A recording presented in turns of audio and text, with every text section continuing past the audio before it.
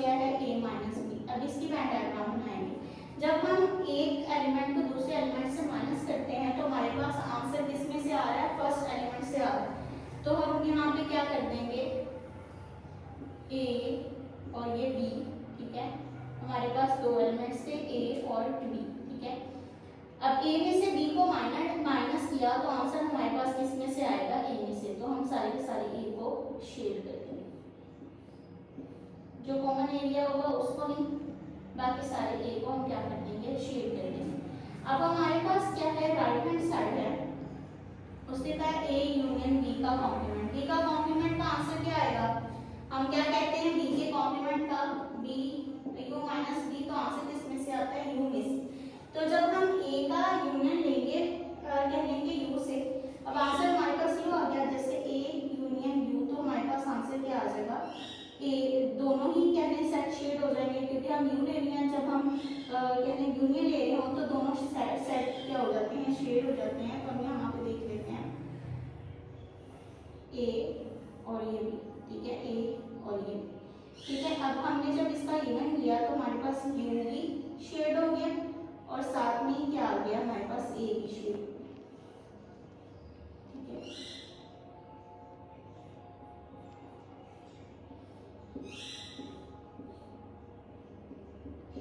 तो ये था हमारे पास इसका आंसर।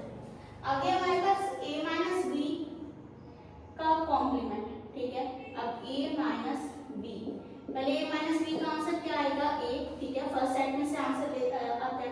और a माइनस बी के कॉम्प्लीमेंट का आंसर क्या आएगा, कि कॉम्प्लीमेंट मतलब क्या होता है, a u minus a minus b, ठीक है। u में से a को माइनस किया तो आंसर क्या आएगा, u सेट में से, पहले सेट में से आंसर आएगा, ठीक है, हमेशा। अब हमारे पास u आ गया, ठीक है, इसका इंटरसेक्शन ले लेना है b के साथ, a माइनस b का कॉम्प्लीमेंट इंटरसेक्शन b, यानी कि इसकी जो वैल्यू आई है हमारे पास, वो हमारे पास क्या आई है, u का इंटरसेक्शन ले लिया b से, तो हमारे पास क्या आ जाएगा, दोनों का ही कॉमन एरिया आ जाएगा, ठीक है, दोनों का ही कॉमन एरिया आ जाएगा। और उससे क्या है, which is equal to b, यानी कि बड़े सेट में से अगर छोटे सेट को अगर हम कॉमन लेते हैं तो हमारा सारा छोटा सेट आ जाता है।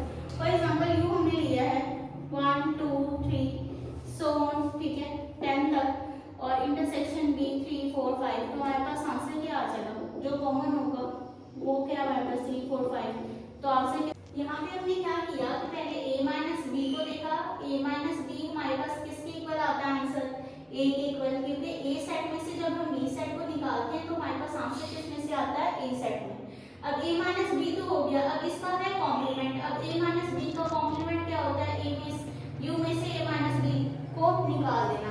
u में से a माइनस बी की वैल्यू क्या आई थी, a, u में से a को निकाला, आंसर क्या आ गया हमारे पास, u आ गया। अब हमने क्या करना है, हमारे पास जो आंसर आया इसका u आंसर आया किसका, a माइनस बी के कॉम्प्लीमेंट का आंसर हमारे पास क्या आ गया, u आ गया। अब हमने क्या करना है, इस वैल्यू को लिखना है, इंटरसेक्शन b के साथ करवाना है, a माइनस b का कॉम्प्लीमेंट। अब a माइनस b के कॉम्प्लीमेंट का आंसर क्या आया हमारे पास, u, इंटरसेक्शन किसके साथ करवाना है, b के साथ। अब हमने यहाँ पे सपोज कर लिया u हमारे पास क्या है 1 से लेकर 10 तक, और जो b है वो हमारे पास 3 4 5, क्योंकि u हमारे पास यूनिवर्सल सेट होता है, बड़ा सेट होता है हमेशा, तो हमने यहाँ पे क्या लिख दिया 3 4 5, जो हमारे पास b सेट है। अब इन दोनों में से कॉमन क्या आएगा, जाहिर बात है 3 4 5 दोनों में कॉमन है, तो हमारे पास यहाँ पे क्या आ जाएगा 3 4 5, और 3 4 5 किसकी इक्वल था, किसकी वैल्यू थी, b की वैल्यू, यानी कि इसका टोटल जो आंसर आया वो हमारे पास क्या आ गया है। दो तीन कहने डायग्राम बनाने की जरूरत नहीं है, जैसे a की डायग्राम में इसको इस तरह सॉल्व करके हम a की डायग्राम इसकी बना सकते हैं। अब a और b, अब कोई भी शेड नहीं होगा, आंसर हमारे पास क्या है, b का, तो b की सारी वैल्यूज हमारे पास क्या हो जाएगी, शेड हो जाएगी। तो ये हमारे पास था इसका आंसर। नेक्स्ट हमारे पास question number 6, verify the properties for the set a b and c।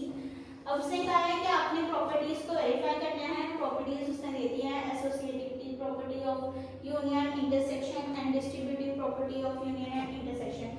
अब हमने क्या करना है, जस्ट हमने इसको क्या करना है, वेरीफाई करना है, हमने इसको प्रूव करना है। अब एसोसिएटिविटी प्रॉपर्टी ऑफ यूनियन क्या है, a यूनियन b ब्रैकेट में पहले इन दोनों को क्लोज करेंगे और फिर हम क्या करेंगे, a को रहने देंगे बाहर, यूनियन b यूनियन c, इसको हमने वेरीफाई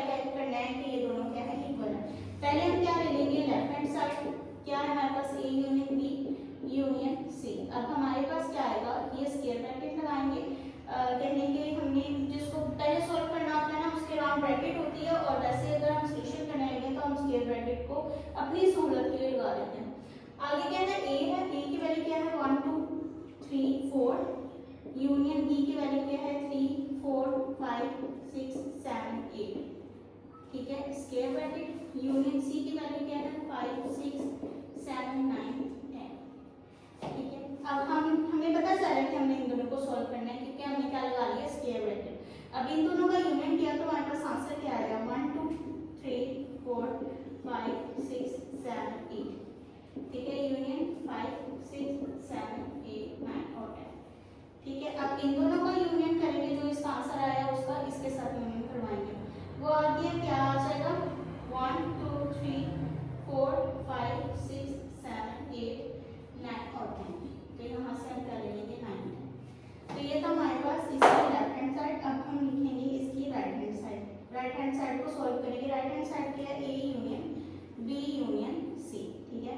अब पहले ए की वैल्यू लिखेंगे 1 2 3 4, फिर यूनियन लगाएंगे और फिर स्क्वायर ब्रैकेट, बी की वैल्यू क्या है 3 4 5 7 8, यूनियन सी की वैल्यू क्या है 5 6 7 9 और 10, ठीक है।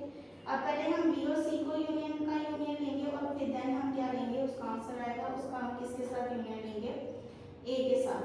अब बी और सी में से क्या यूनियन निकलता है, इनको यूनियन में क्या होता है कि इनको इकट्ठे करके लिखना होता है 3 4 5, 1 और 2 तो है नहीं नाइस सेट में, इसलिए हम 3 से स्टार्ट करेंगे। 6 नहीं है सेट में, इस सेट में लिख देंगे 7 8 9 और ये 10। अब इसका यूनियन क्या लेंगे हम ए के साथ।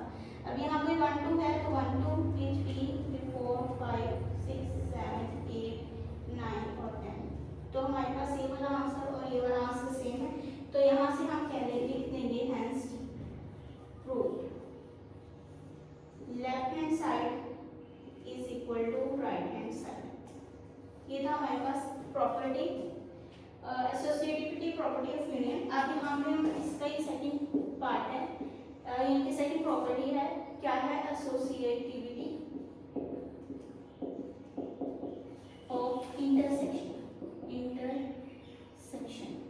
ठीक है। अब इंटरसेक्शन में हम कैसे एसोसिएटिविटी प्रॉपर्टी को सॉल्व करेंगे, इंटरसेक्शन में भी यही, बस जहाँ पे यूनियन था वहाँ इंटरसेक्शन आ जाएगा, A intersection B intersection C, ठीक है। अब हम क्या करेंगे, इसी तरह लेफ्ट हैंड साइड को पहले प्रूव करेंगे A intersection B intersection C को, ठीक है। अब वो हमारे पास कैसे आ जाएगा, इसी के नीचे लिख लेते हैं, स्क्वायर ब्रैकेट लगाएंगे, कर्ली ब्रैकेट, ए की वैल्यू लगाएंगे क्या है, ए की वैल्यू लिखेंगे, इंटरसेक्शन बी की वैल्यू लिखेंगे 3 4 5 6 7 8 9, ठीक है। स्क्वायर ब्रैकेट बंद कर देंगे, इंटरसेक्शन लगाएंगे सी की वैल्यू 5 6 7 9 और 10। अब जो इन दोनों की इंटरसेक्शन करने से आंसर आएगा उसका हम सी के साथ इंटरसेक्शन लेंगे। अब इसमें से क्या आ रही है 4 और 3 वैल्यू आ रही है कॉमन, तो इंटरसेक्शन में हम कॉमन वैल्यूज लिखते हैं, वो हमारे पास क्या थी 4 और 3, उसका आंसर किसके साथ लेंगे, उसका इंटरसेक्शन किसके साथ लेंगे, सी वाली वैल्यू के साथ। अब यहाँ पे तो कोई भी वैल्यू सेम नहीं है, तो हम यहाँ पे क्या लिख देंगे एम्प्टी ब्रैकेट, कुछ भी सेम नहीं आ रहा है इन दोनों में, तो यहाँ लिख देंगे एम्प्टी ब्रैकेट। आगे हमारे पास राइट हैंड साइड किसके इक्वल है, A intersection B intersection C के, ठीक है। ए हमारे पास क्या है वैल्यू 1 2 3 4, ठीक है। इंटरसेक्शन बी की वैल्यू क्या है 3 4 5 6 7 8, फिर इंटरसेक्शन सी की वैल्यू क्या है 5 6 7 9 10, ठीक है। अब हमने इन दोनों के अंदर से इंटरसेक्शन देख लेना है 1 2 3 4, ठीक है। इंटरसेक्शन इन दोनों से देखेंगे, इन दोनों से क्या इंटरसेक्शन आ रहा है 5 आ रहा है और 6 आ रहा है, 7 आ रहा है, चार जगह 5 6 और 7, ठीक है। इन दोनों में से जो कॉमन आ रही है वो कौन सी वाली है 5 6 और 7, 5 6 और 7, ठीक है। अब इन दोनों में से देखेंगे, इन दोनों में से कोई भी वैल्यू कॉमन नहीं है, तो हमारे पास यहाँ पे दोनों लेफ्ट हैंड साइड भी हमारे पास एम्प्टी आ गई, राइट हैंड साइड भी हमारे पास एम्प्टी आ गई, तो यहाँ पे हम लिख देते हैं hence proved left hand side is equal to right, ठीक है। ये थे हमारे पास दो प्रॉपर्टी, ठीक। थर्ड प्रॉपर्टी उसने क्या दी है, distributive property of union over intersection. अब वो क्या होती है हमारे पास, A union B intersection C, A union B intersection A union C. अब पहले हम इसकी लेफ्ट हैंड साइड को प्रूव करेंगे। लेफ्ट हैंड साइड हमारे पास क्या है, A union B intersection C. अब वो कैसे निकालेंगे, ए की वैल्यू लिखेंगे 1 2 3 4 यूनियन बी की वैल्यू और साथ में इंटरसेक्शन लेंगे सी के साथ, बी की वैल्यू का इंटरसेक्शन ले लेंगे हम, इंटरसेक्शन सी की वैल्यू क्या है हमारे पास 5 6 7 9 10।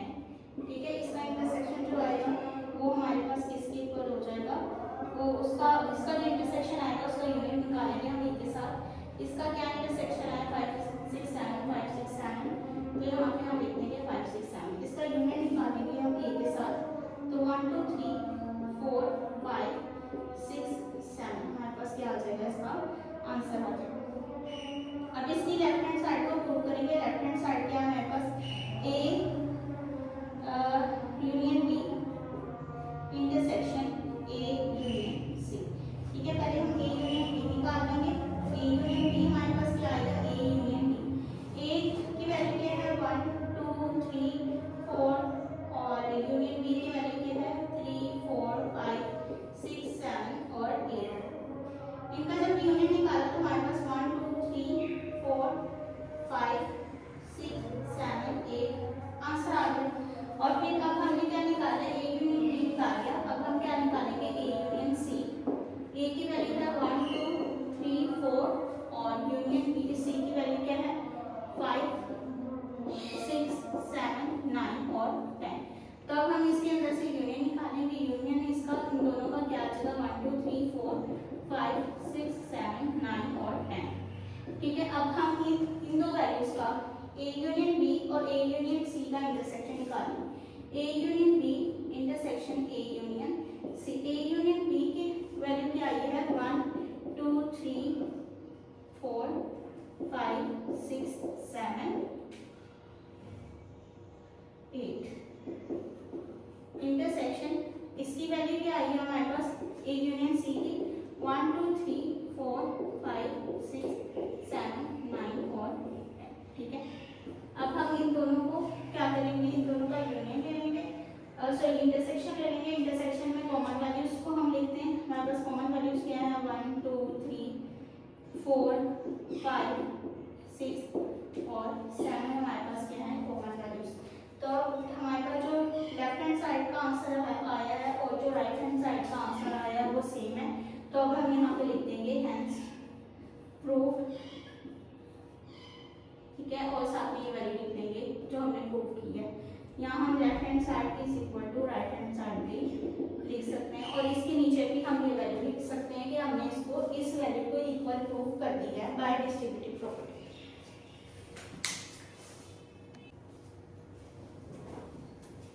नेक्स्ट हमारे पास A union B union C is equal to distributive property of intersection over union. ये फोर्थ प्रॉपर्टी है इसकी।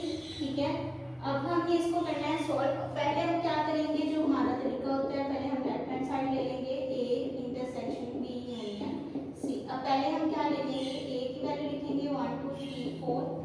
ठीक है, इंटरसेक्शन बी की वैल्यू लिखेंगे, बी की वैल्यू 3 4 5 6 7 8 यूनियन हमारे पास सी की वैल्यू 5 6 7 8 9 10 7 9 10। ठीक है, अब इनका हम क्या करवा लेंगे यूनियन और फिर जो आंसर आएगा उसका ए के साथ क्या करवा लेंगे इंटरसेक्शन। अब इसका आंसर क्या आएगा 3 4 5 6 सारे वैल्यूज आ जाएंगी। ठीक है, 9 और 10। ठीक है, इसका इंटरसेक्शन करवाया हमने ए की वैल्यू के साथ। हमारे पास सिंपल कितनी कहने के इसके अंदर वैल्यूज बची, यानी कि क्या हमारे पास इंटरसेक्शन आया, क्या चीज कॉमन थी 3 और 4, इन दोनों में कॉमन थे तो वो हमने क्या कर लिया नीचे लिख लिया। ये हमारे पास थी इसकी लेफ्ट हैंड साइड। आगे हम लिखेंगे इसकी राइट हैंड साइड को। अब राइट हैंड साइड हमारे पास क्या है, A intersection B union A intersection C. अब पहले ए इंटरसेक्शन बी निकालेंगे, ए का इंटरसेक्शन निकालेंगे बी के साथ 1 2 3 4। ठीक है, इंटरसेक्शन बी की वैल्यू 3 4 5 6 7 8। तो इसके अंदर से हमारे पास क्या आ जाएगा,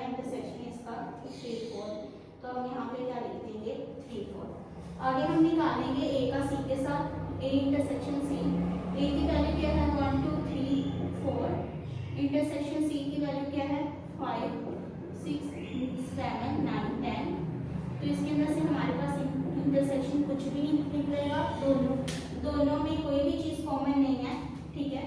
तो यहाँ पे सिंपली हमारे पास क्या आ जाएगी, एम्प्टी ब्रैकेट। अब हम क्या लिखेंगे, A intersection B union A intersection C, जो हमारे पास लेफ्ट हैंड साइड थी। अब इसको हमने यूनियन निकाल लिया इन दोनों का। हमारे पास 3 4 आया था ए इंटरसेक्शन बी के आंसर में यूनियन, और ए इंटरसेक्शन सी हमारे पास आया एम्प्टी। तो इन दोनों का यूनियन लेंगे तो हमारे पास 3 4 ही आ जाएगा। इसका मतलब हमने क्या कर लिया, इनको वेरीफाई